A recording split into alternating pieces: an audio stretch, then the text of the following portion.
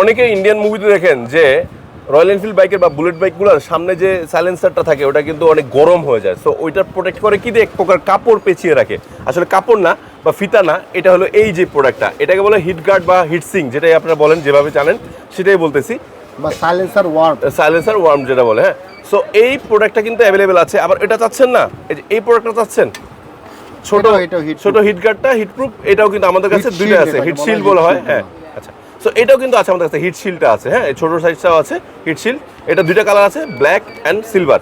আবার একটু বড়, আবার আরেকটু ডিফারেন্ট চাচ্ছেন, এটাও আছে।